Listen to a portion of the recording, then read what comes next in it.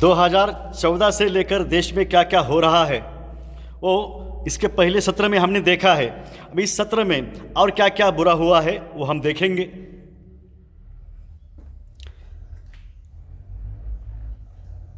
दो 2014 से लेके इन 11 सालों में क्या हुआ, 4.5 लाख युवाओं की नौकरी जो है वो छीन ली गई है, उन्हें निकाला गया है। और 5 लाख पद निष्कासित किए, इसका मतलब वो नष्ट किए गए हैं। वो पद जो है भरे नहीं जाएंगे, ना किसी को नौकरी मिलेगी। बलात्कार जो है हम देखते हैं, हम सोशल मीडिया पे जाते हैं तो एक कौन सी ना कौन सी दुर्घटना बलात्कार की हो, अत्याचार की हो, कम से कम एक बोल रहा मैं। वैसे तो हर दिन कई दुर्घटना इनकी चालू है और ये बढ़ रही है। और देश में हर दिन यह लोग कुछ हज़ार लोग मारते हैं। धर्मांध सत्तांध जो बैठे हैं और बिहार में आना ही चाहिए ऐसा जो सोचते हैं, इतना बुरा हाल बिहार का किया, इन लोगों के बारे में बोल रहा, ये सब कर रहे हैं। कुछ हज़ार लोग हर दिन ठहरे के मारे जाते हैं किडनीज ऑर्गन्स के रैकेट्स के लिए। गुंडा राज और माफिया राज वहाँ पे चालू है, वो बढ़ गया है। देश का बोल रहा मैं और बिहार का भी बोल रहा।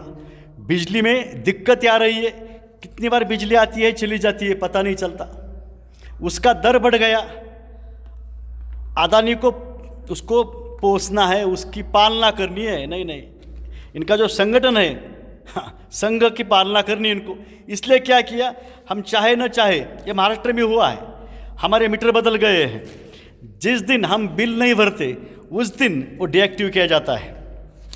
और रेट उसका क्या है, रेटा क्या है, ये बताएंगे हम। 10 लाख लोगों को रोजगार देंगे ऐसा बताया था इन्होंने।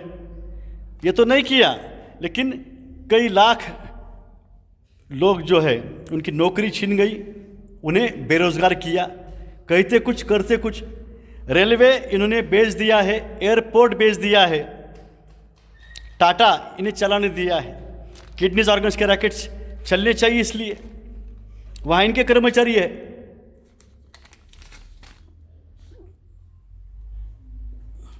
गन्ने की फसल हो या कोई भी फसल, हम जाते हैं, मराठी में उसे आड़त दुकान बोलते हैं, व्यापारी के पास जाते हैं हम। वहाँ पे कई दिन उसका कांटा ही नहीं होता, हुआ तो भी उसका जो भुगतान है वो नहीं मिलता।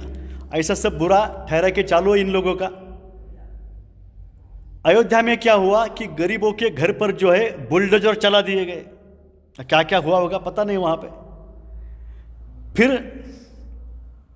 इन्होंने बताया है किसान रास्ते पे आए, फिर बुरा हो रहा है, शोषण हो रहा, तो क्या करे। 870 किसान जो है रास्ते पे आए, आंदोलन कर रहे, तो उन्हें मार दिया गया और कई हज़ार किसानों ने देश में आत्महत्या की है। 2014 से लेके ये संख्या देखे तो कुछ लाख किसानों ने आत्महत्या की है। पुलवामा में देश के 50 जवानों पर इन्होंने अटैक करवाया। और राष्ट्रभक्ति क्या है बताने के लिए बाद में क्या किया पता है आपको? सच क्या है झूठ क्या है समझ में आएगा। यही हमला करते, यही करवाते हैं। 2002 से लेके जितने भी बॉम्ब ब्लास्ट इस देश में हुए हैं, प्रूफ के साथ बोल रहा हूँ, पुलिस महासंचालक एस.एम. मुशर्रफ इन्होंने लिखा है। 2002 से लेके जितने भी बॉम्ब ब्लास्ट इस देश में हुए वो आरएसएस के संगठन है, बजरंग दल, विश्व हिंदू परिषद, अभिनव भारत, इन्होंने सब करवाए हैं। और इस्लाम ने किए ये बताने के लिए, उठाने का, डाल देने का अंदर, वो न्यूज़ लाने का। बाद में क्या होता है नहीं देखते। पूरे उत्तर प्रदेश में वहाँ की जनता लगभग बेरोजगार हो गई है।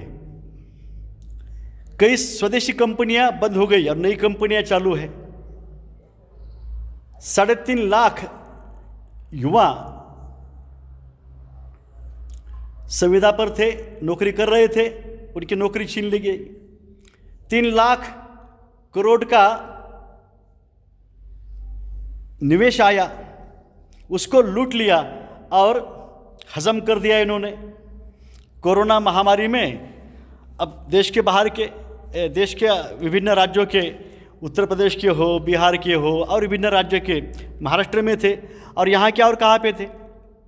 इनका प्रबंध कुछ करना चाहिए ना, वापसी का, लौटने का, नहीं किया, मार दिए गए, कौन कहाँ लेट गए, चले गए।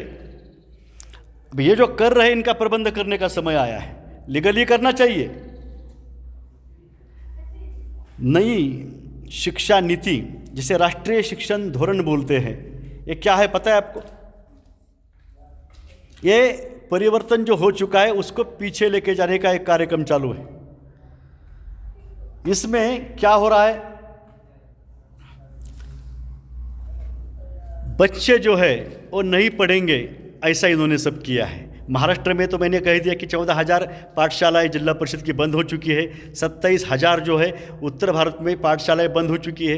ये इनका राष्ट्रीय शैक्षणिक धोरण है।